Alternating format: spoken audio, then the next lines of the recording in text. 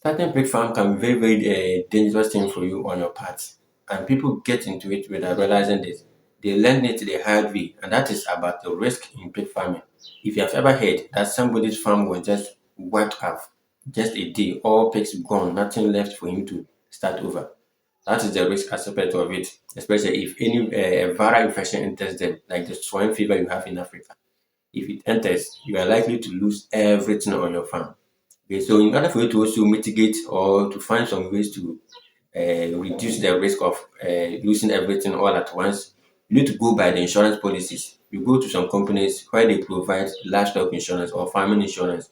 You ask about the policies available and ask if they can tailor something to suit the needs of your farm. And with that, look at the potential risk occurrence. And then you ask for a policy that will help you to cover it in that way. You don't have to go and ask for policies that you know definitely will not cover anything important on your farm. So only look for those that you think there's a higher probability of it occurring, and then you get the insurance company to cover you up. For instance, if you are transporting your animals from your farm to a customer somewhere and there's an accident, you might lose all your animals. In that case, if there's an insurance package for you or coverage, definitely they're going to take part of the cost and then you also take part. And this one will help you to get your farm started again. Also, in the risk management aspect, we also have the market fluctuations. How do you deal with the market fluctuations? It's not always that the prices will be going up or will stand at one place. It gets to a time, pig farming, like pigs are sold less, sometimes high.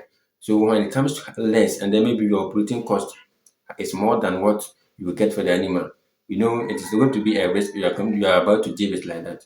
So with the market fluctuations, all you can also do is you implement some measures and know when the supply is high and the demand is low.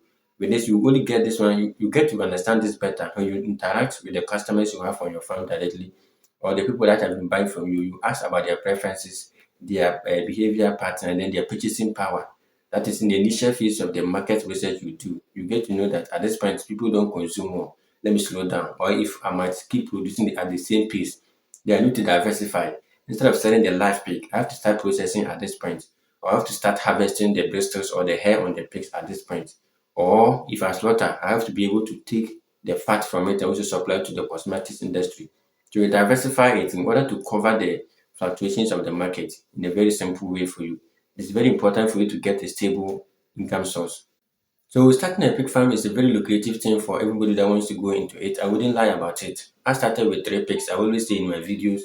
And I must tell you, in my first year, the number of pigs I sold, and for now, the same 3 pigs I started with is keeping the farm going. And I've been able to expand my farm in a very easy way just by reinvesting whatever profit I make from these animals into building more rooms and expanding the breeding stock. That is what I'm doing.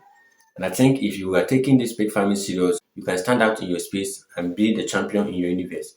But if you need a guide, like a PDF form for you to always look at when you're doing your farming activities, you only go back and check in the description. There's a link for you. You download such a book, and then every time you have your farm at a glance, you look at it and you know what to do, some of the basic things. Mind you, what this book is not just about theory, it is what happened and how I was able to overcome them on the farm. That I documented everything in the book. All you need to do is just go down there, click it, and then to take to the site, you download the book.